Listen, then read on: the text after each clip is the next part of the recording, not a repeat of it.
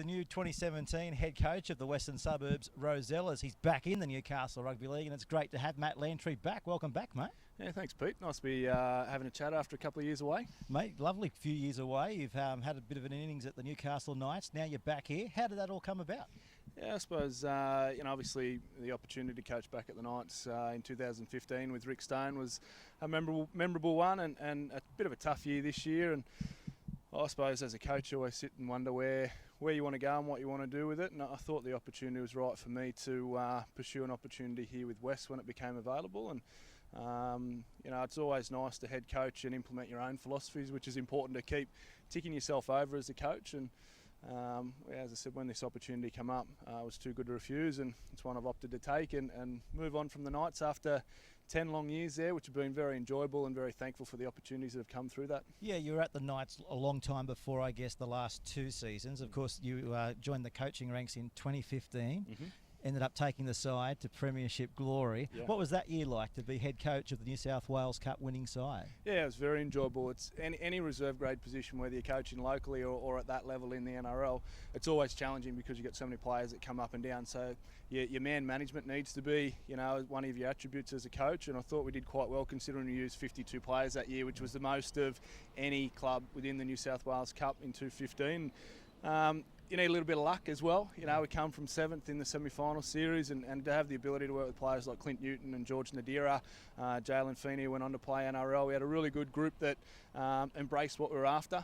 The first premiership winning side for the Knights in reserve grade since '95, to go on and create our own bit of history was pretty special.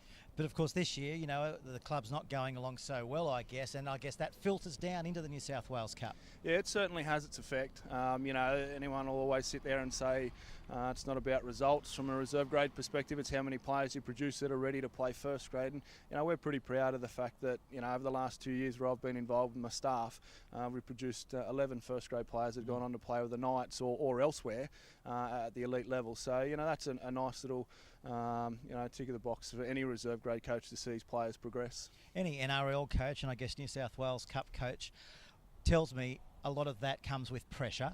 Did you feel pressure at the Knights? Not overly. I think you've got to embrace that if there is that. I just enjoy coaching and enjoy seeing people do well. Both on and off the field. It's vitally important that you're a well-rounded coach that takes a real interest into his players and what they're about. So I wouldn't say that there was pressure there. We just enjoyed the ride, particularly last year. Yeah, this year was tough and at times frustrating, not winning games. But as you said before, there's a number of factors for that, and the club's going through a rebuilding phase, and I'm sure there's brighter futures ahead for the Knights. Yeah, definitely, mate. And the pressure also, I guess a lot to say, comes from Western Suburbs here. The longest coach they've had in the history of the club has been 4 years. But you'd be happy with that. I mean, 4 years is a long time as a coach. Yeah, it is. You certainly, I think Barney got that when he had the opportunity to go for 3 in a row, and they had a really successful period across, 12, 13 and 14. You'd hopefully, mate, that, those opportunities lie here. It won't be easy. There's no doubt in that. Also we've got a quality playing roster. It's about now preparing for the future as well. A lot of those guys are aging a little bit, which is a great thing because it brings experience, and then they can have an input into the shape and the direction that the club has going forward. Mate, what do you see the plan here? What would you like to change? Oh, look, I've got to obviously get my 2 feet on the ground and just see how some systems have been implemented over the past few years here at West, and get my head around those sorts of things before I start to implement any change. Look, the one thing I want to do is really engage the playing group. I think that's vitally important for any level, and there's some real experience and some class players there right across the board, and that'll be the first thing I'll do to ensure that we communicate effectively with those guys and see what they'd like to see happen first and foremost before I worry about any of my own ideas, and hopefully we can marry the two together to see some long-term success. Of course, this year the club struggled, I guess, with a lot of injuries, but you've still got that depth of that playing roster, which I guess will carry over into next season. Yeah, absolutely. Their reserve grade went within a whisker of winning the grand final, which I think they've done for the last couple of years now. Yeah. So, there's always been good depth here at West, and it's no secret if you're going to be a successful first grade team, you need quality lower grade sides. You need those 19s playing and performing well week in, week out, because they are the future of your footy club. So certainly, it's a whole club approach here at West, and that'll be no different for myself and the staff. Mate, there's been a few other coaching positions come up in the Newcastle Rugby League. Barney Miller, he's gone back to Central, your old haunting ground. what impressed you about the gig here at Western Suburbs? Was it because they're a club going places again? Oh, look, it's any opportunity you get to work with a professional organisation, you grab with both hands. The symbol that sits over my right shoulder here is the biggest attraction. Professional, thorough, calculated are probably the key things that I sort of think about when I think about the West brand.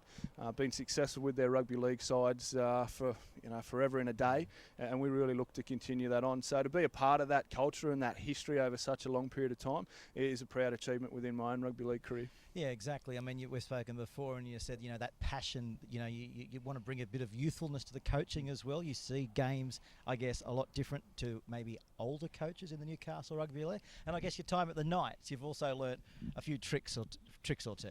Yeah, look, you got to learn off everyone, that's for sure. And I've had some really good mentors over the past, particularly within the Knights systems.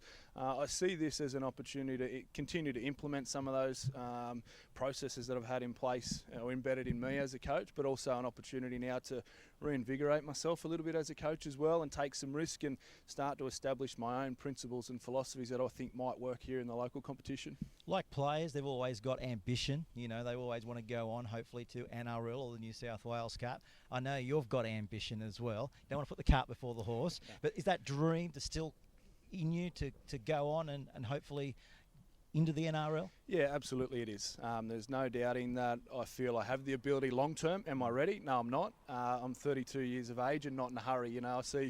We see plenty of coaches within the game come in for 5 minutes because they haven't actually had the experience or the education behind what it takes to be a quality coach, and they're out the door as quick as what they came in. I want to make sure when my opportunity comes again that I'm ready, and this is just part of the process, and I'm prepared to be as patient as what I need to be. And is that another reason why you may have left the Knights, because you have that ambition and you thought, well, you might have to go 2 steps back to go 4 steps forward? Yeah, I think, even in the past, when I was an assistant with Rick in 2013 with the New South Wales Cup, it was always risky to get out and go and coach at Charlestown in the local competition away from that New South Wales-based competition and in that elite system.